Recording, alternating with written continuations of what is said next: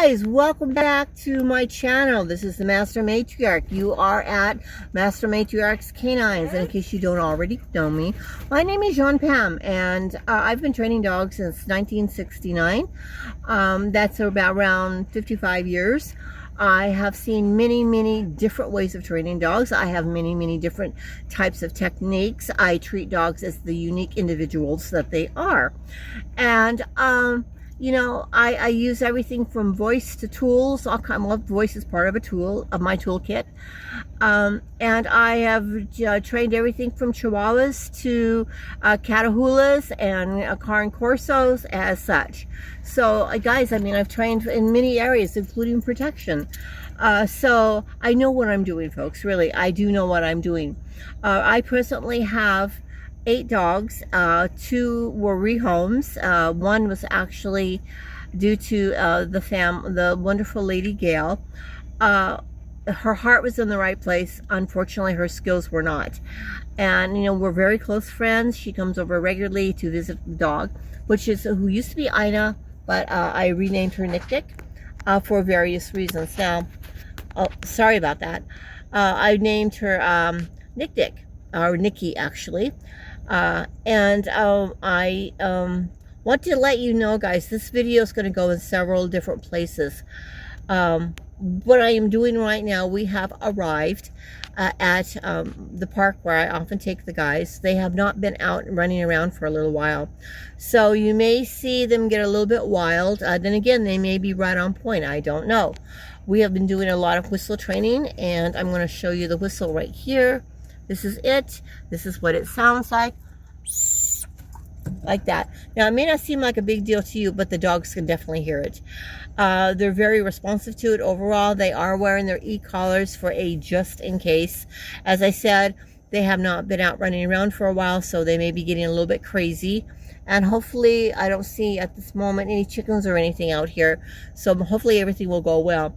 Now, you are going to see only 7 of my dogs right now because Pup, he is now at the neuter and spay clinic. I do not like the idea of spaying or neutering a dog before a year old due to the fact that they need those sex hormones for proper brain and physical development. And some dogs, it may be as old as a year and a half. It depends on the breed and the rate of maturity. So anyway, with all of that in mind, we're going to get ready to go. Oh, there's Princey. Hey Prince, you ready? Okay.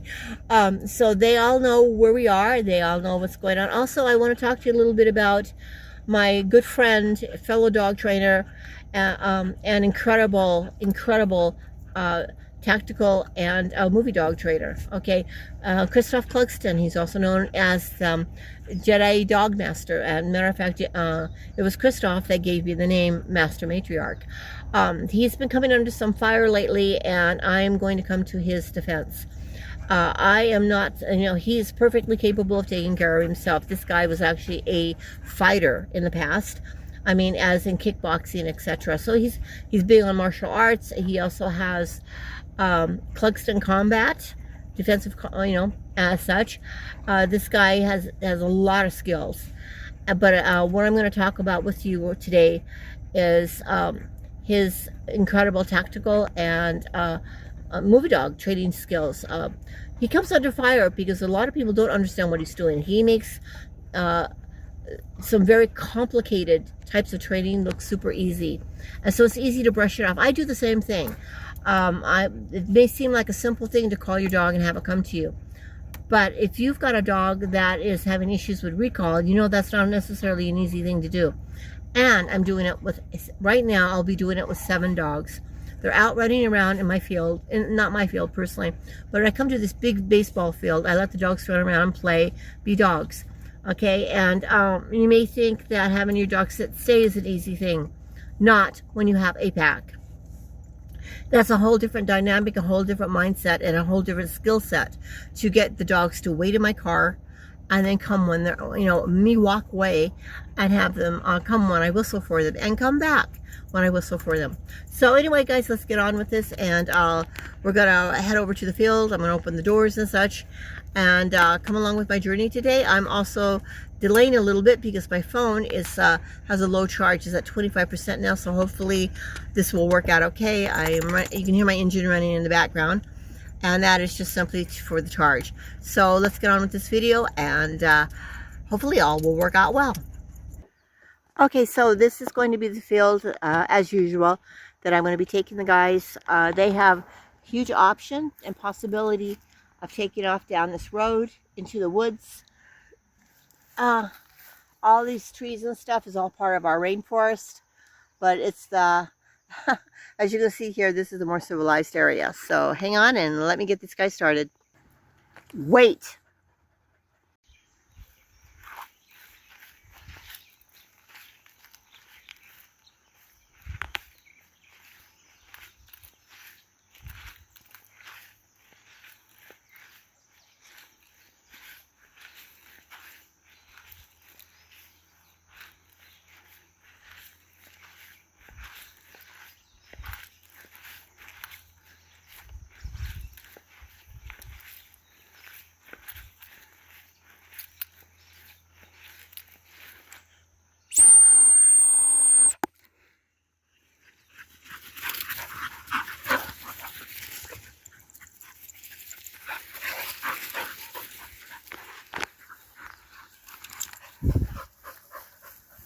Peaches! Nick, come. Good. Peach, hurry up.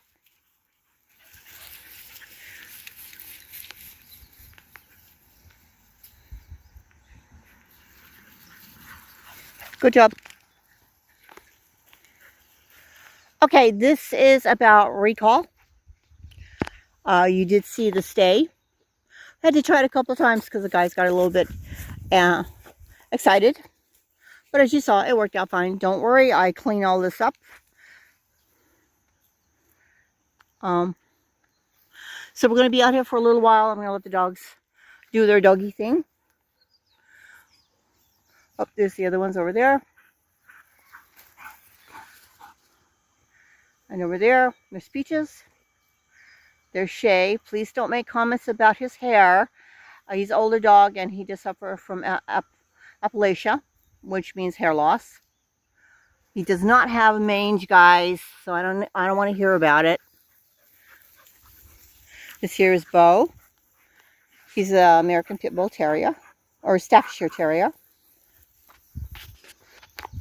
And there goes Prince. Good. Shay, make it back this way.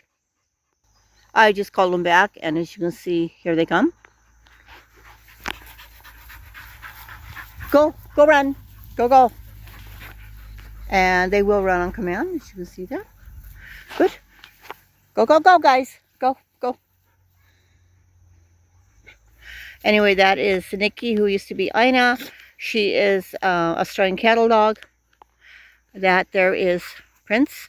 He's an American foxhound, and he's also mixed with some Catahoula. That is a dog that originally, that's Shay there, that wanted to remove his leg because of issues with his leg. And as you can see, that dog can run just fine now. I fought very hard to make sure that his leg wasn't removed. He had 3 surgeries, and the rescue that had him just really went to bat for him. That was because I agreed to adopt him. Now, the little gal there rubbing her belly, their little red dog there, rubbing her belly into the ground, that is Daisy. And Daisy is Egyptian Pharaoh Hound, and as you can see, hopefully, she's in a Rhodesian Ridgeback. And of course, over here, we have Peaches. She's my star. Hi, baby. Hey, Ode. Ode here. He is among my newest pack members. Sadly, we lost his brother, Milo. Odie is a blue-nosed pit bull, and he's got Borbol in his genes too. I did a DNA on him. And anyway, I'm going to go ahead and just pay attention to the dogs for right now, guys. And as you can see, everybody is happy. They have room to run and roll. at all of this. And they're all off leash. So I'm going to go ahead and put this, I should say, stop the video. And then when it's time for us to leave, as you can see, they're rolling around. They're just being dogs. They're running. They're stretching their legs. This is joy, folks. Okay. I was going to say, I'm going to stop the video, but they're just playing around and they're just acting so goofy. I just thought you guys should see this. She has a thing about rubbing her belly into the ground. I guess she itches a lot. Not sure why. I do have them, sadly, on a dry diet right now because of finances. But normally I cook for all of my dogs. And then you can really see the difference in the way they behave. Hey, Peach! Peaches! Hurry up! Get back over here. Come on! That's my girl. That is a 14-year-old dog right there, folks. Nikki is 14 years old. Look at this. Does she act like a 14-year-old dog? I feed my dogs every other day. Hey, Shay! Good boy. Good job. Shay there? He's about 8 years old. Okay, there is nothing geriatric about my dogs. I have them on a predator's diet. I did until I had to start feeding them dry food. So right now I'm feeding them every other day. They are in really good health. They're excellent, body weight for all of them. They're not overweight. You don't see inflammation. That is a Hey, Dick! Come here, sweetie. That's my good girl. Nikki! That's my good... Look at that. Look at that. Does that look like the movement of a 14-year-old dog? It's not. That is not the movement of a 14-year-old dog. Okay, and here's Odie. He's 6 years old. You know, you would expect him to be moving a lot slower. Shay, as I said before, he's either 7 or 8 years old. I've had him for quite a while. And there's a Daisy. Look how well she moves. Yeah, 14-year-old dog, folks. I must be doing something right.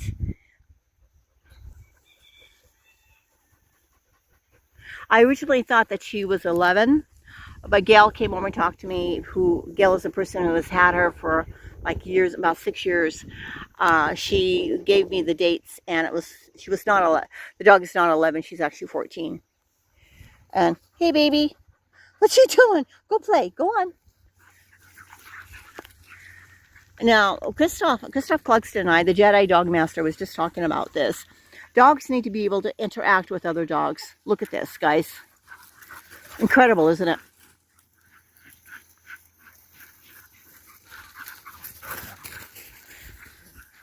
Dogs need to be able to run and play. Some dogs who may seem to be aggressive on leashes, they turn into this.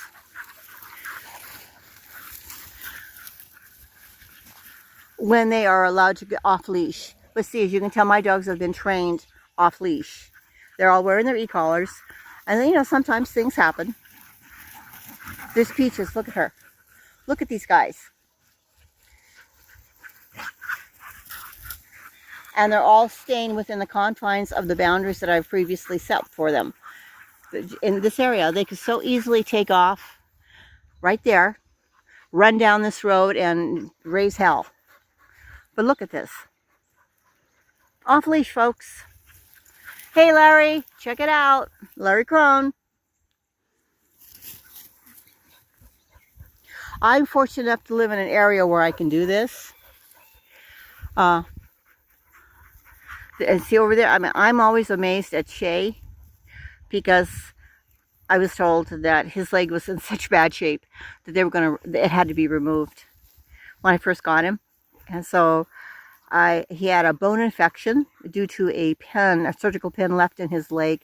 These things are really expensive, folks. So it cost the rescue nearly $12,000, to the best of my knowledge, to save this dog's leg. And I told the director, if you get him this last surgery, I will adopt him. Well, that's exactly what happened. I had him at 6 months as a medical foster. and looks like they got some of their energy out. They're just moving around. This is in real time, folks. I'm not editing any part of this. If they run off, guess what? You're going to see me be embarrassed. But as you can see here, sometimes training is not all that's needed. Sometimes you just have to understand that dogs are going to be dogs. And it makes the trainer look terrible if the dog takes off. Unless you're using super aversive methods, I mean like really super aversive methods, when you have a pack of dogs running out free like this, it can go bad real easy. I don't need it. I work with them individually. As I have said many times before, I work with the dog as being a very unique individual. I don't train them with a band-aid effect. I could not have this control over my dogs if that were the case. And in case you don't already know, I am a common sense, realistic trainer. And I rely a lot on my previous experience and, of course, studies and such. But mostly it's experience. Very often what they tell you in class is not what happens in real life. As a matter of fact, there is a lady over at Petco who doesn't know what to do about the aggressive dogs that come to Petco. Well, of course not, because Petco doesn't train. I mean, my friends, I mean, it looks good as a certification, but it doesn't mean anything. This means something. Now I'm gonna head back to my car. I've been sitting here jabbling for a little while. The guys have got their energy out, and hey, come along with me and let's see what happens. Okay, to start with, they're paying attention to what I'm doing. Dogs, ready, car, let's go.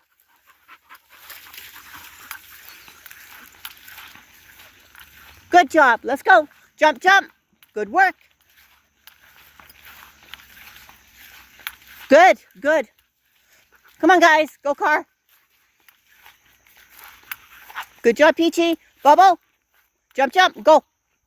Hurry up. I know you don't want to leave now. Ode, let's go. All the doggies, let's go. Okay, so as you can see, everybody is back in the car. That was not painful at all. And hey, Larry, do you have this kind of control over your dogs? All right, so hey guys, thanks for watching that. We are back in the car. And now I want to get on to the second half of this video. It's kind of long. I probably should break it up. But as I said in my intro, I have a problem, and I want to discuss this with you guys. First of all, unless you have been professionally training dogs for a long time, as Christophe Clugston, the Jedi Dog Master, and I have been doing, we are talking about like 55 years. He and Robert Weatherwax of the famous dog training family, the Weatherwaxes, you know, Lassie, Rin Tin Tin, etc. Those guys have all agreed. We agree on a lot of things in dog training. We are a very similar mindset. We are not about cruelty. We are not about hurting a dog. Actually, Christophe and I are passionately in the defense of protecting dogs and helping dogs. You know, we have had many discussions regarding how people treat animals and dogs. And, you know, that's why he has 10 dogs. Why does he have 10 dogs? Because he rescues them. You know, we talk a lot about the people who talk about, you know, helping animals and such, but how many dogs do they have? Well, I mean, these people like Zach George. Hey, Zach, I'm putting you on the line here. Where are your kennels? I mean, you never ever talk about the, you know, the rescues that you're helping support, you know, giving money. You know, I do see that you have a fairly nice house that you appear to be living in. You know, you appear to be living in a good area. You dress nicely. I mean, the clothes that you wear are not from Goodwill, trust me. And what about you, Robert? Robert, you're a good trainer, man. I mean, for what you do, you're a good trainer for what you do. And I want to put that out there for what they do, for the types of dogs that they work with. Hi, baby. How's my girl? How's my babies? How's my girls, huh? Oh, I love you too. You're a good dog. For the types of dogs that you guys work with, you do fantastic. I mean, really, I got to give it to you. Even though, Zach, I'm not a fan of yours at all, because of how your rants and how you go off talking crazy to people.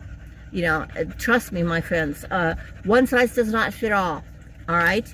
If I tried the stuff that Zach does, there is no way that I would have control over my dogs like this. You just saw an example of recall, off-leash recall. You know, and I didn't activate any collars. All I did was I just called them. I didn't even whistle for them. I said, you heard what I said, okay? And they all come, and it is ready to go. My dogs are focused on me, even though, they may be off lead. All right. I mean, how many people out there can show me a video of doing that other than Cherry Hogs? Cherry Hogs is pretty good about this. I mean, he's got a lot of control over his pack, and I have to give him a lot of kudos for that one. But these guys are not on leashes, and they're not fearful of, being zapped or anything. And as you can tell here, you can see here. Sorry, I'm stumbling over my words. I need to eat. I'm diabetic.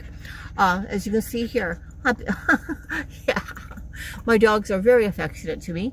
There's a lot of love. There's a lot of love here, huh? You're a good boy. And I really don't care if you're offended by a dog licking me in the face. These are my guys. They're not your guys. Okay? So anyway, so I want to get a little more into this part of my video. Unless you are a professional dog trainer, you don't know all the work that goes into teaching a dog how to do things. It's not like a magical thing. It takes many, many hours of work. It takes a lot of repetition to get a dog to go from point A to point B. What you just saw there, trust me, this was not done overnight. This was not an easy thing to teach. Okay, for one dog, yeah, piece of cake. 2 dogs, well, yeah. But I have a pack of 7 running around out here. All right, and that is a whole different animal, folks, and no pun intended. All it takes is one dog to get distracted and take off, and the whole pack follows, with the exception of Peaches. And that is something none of you seem to understand. And all the noise in the background, it's just Texas coming in for my job. So anyway, it's just, you guys don't understand what goes into it, the skill level of a trainer to be able to do what I do. Now, regarding Christophe, my friends, I am so pissed because Christophe, these people go to his channel, they make stupid comments, downgrading his incredible skills. He's working, like myself, he's working with dogs that have a lot of mental issues, a lot of history issues. These are not dogs, with the exception, I think, of one. He's got 10 dogs, folks. This is my Daisy. She is such a love bug. She's always on her mom like this. This is just normal behavior for her. She's also very, very frightened of thunder and such. And she starts acting like this when she senses a possible rainstorm coming. Yeah, I know, babe. It's clear out here. It's somewhat sunny. But obviously something is onto her, or maybe she just needs to be close to mom. Yeah, this is my Daisy, and as I said earlier, she is she's obviously an Egyptian Pharaoh hound, and she is a Ridgeback. There is thoughts that she may have some pit bull in her too, but what breed of pity, I'm not sure. She's 100% dog, and that's all that matters to me. Anyway, back to what I was saying. So these people get online, and they start talking crap to Christophe. Well, I would do this for any trainer that I have a lot of respect for. Okay, I would do this for any trainer that I know well, and I would do this for any trainer, not just because he's my friend, but because this guy has serious skills. All right, and if I were looking for a mentor, this is the guy I would go to. You know, and that's why, because like me, he started from the ground up. You know, picking up dog shit. You know, learning little by little. You know, we started from the bottom, folks. So if you're expecting to walk in and magically get everything done all at once, that's not the way he and I work. If you're going to come to if you want me to mentor you, you're going to be cleaning up dog shit. You know, you're going to start from the bottom and work your way up, so you can truly understand dogs. And you're going to get one hell of an education. All right, but it's work. And it takes time. And most people these days, because of the digital world that we live in, most people want everything done yesterday, and they just turned on the device today. They want everything easy. They're not willing to go through the trial by fire. You know, they're not willing to do that, and they don't master anything. They want it easy. And Christophe and I, that's not the way we learned things. That's not the way Robert Weatherwax learned either. You know, his dad had him out there cleaning the kennels and had him doing all kinds of grunt work. But you know what? He's a hell of a dog trainer, a movie dog trainer. You know, he worked with Benji, he worked with Ruby, you know, and a lot of other movie dogs that you see, you know, in the movies. And that is because he learned the skills the hard way. You know, but he knows what the heck he's doing. And the same applies to Christophe. Christophe is a tactical dog trainer. You know, he also trains movie dogs. Christophe has trained dogs on 3 continents. He's trained hundreds and hundreds, and I'm sure thousands, several thousand dogs. He works with dogs that no one else wants to touch. You know, he's got Akuma. I have to, now this is really what I want to focus on is Akuma. Like the dogs I have. Akuma, for one, is an American Bulldog. Now, I don't have an American Bulldog, but I do have Odie, and I'm sure Odie, who is a blue-nosed pit bull and Borbal, moves along these lines that I'm describing right now. American Bulldogs have a whole other mindset than, say, a Border Collie. I mean, they're called Bulldogs for a reason. In this case, Akuma his breed was bred to catch hogs. And we're not talking about cute little piggy wiggies. We're talking about boars, 400- or 500-pound boars with very large tusks up to 4 inches long. Okay, that will disembowel a dog. You know, these dogs have to be strong. They have to be heavy built because they can be tossed very easily by a boar and eviscerated. All right, these dogs have to be strong. They have to be very dense in muscle. Okay, these dogs have to be able to have good balance, and they have to clamp on and hold the boar until the hunter gets there and signals are released so the hunter can take the boar down. All right, but in the meantime, these dogs have to be able to grab an ear, grab a snout, grab around the mouth, whatever. These dogs have to be able to hold these animals. All right, that's what they were bred for. Now, people come in and say, oh, well, you know, doing a switch limp. Well, a switch limp, let me explain, folks. It's when you have a dog go from limp on one paw and then switch over and limp on the other paw. Border Collies, piece of cake. They're lightweight dogs, and they're very athletic. You know, they do a lot of tricks, and they're amazing dogs. As a matter of fact, Peachy's one of them. Peachy is a Border Collie and Jack Russell mix. You know, both incredibly athletic dogs. They can do all kinds of awesome stuff. Yes, Peach, talking about you there. All right. Even at her age, which is now 9 years old, you saw my dogs. My dogs are older, but they sure don't act like old dogs, do they? Anyway, for a dog like Akuma, just a regular dog like Akuma, without any issues, doing a switch limp is nearly impossible because they're too big. They're too heavy, and trying to switch from one paw to another really throws these dogs off balance. That is a normal. Okay, their bodies just are not designed for it. They were never bred to do anything like this. You know, Daisy here, she could do a switch limp, but she's not the brightest of dogs. But that is okay. You know, it's not about trainer in this case. It's just that, you know, it's just not her. It's not something that she would be good at doing. All right. But for an American Bulldog, that's completely unnatural for them to do something like that. And to do like what's called a forward crawl. The dogs go down on their belly and they crawl forward. Incredibly difficult for a dog to do that. I'm referring to an American Bulldog. They're just not built for that. Issues in their hips. I mean, they don't have that kind of flexibility, folks. Their bodies were designed to, I mean, let me explain. Let me see this. All right. I don't know. Are you guys familiar with the weightlifting world? Well, you see these guys, big, huge, bulked out guys. I mean, huge. All right. Lifting, you know, up to 1,000 pounds. Well, guess what? That is Akuma. Now, imagine that weightlifter dancing Swan Lake. No, seriously. Imagine that. It's not going to happen, folks. There is no way physically that somebody who is a power lifter could don a pair of ballet shoes and do what a ballet dancer can do.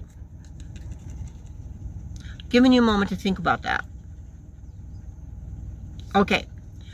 Now, people are, when they see the videos of Christophe getting Akuma to stand on a slant board or doing all the wonderful things that Akuma does, the switch slip, forward crawl, and 101 other things, they get down on Christophe very heavily about that.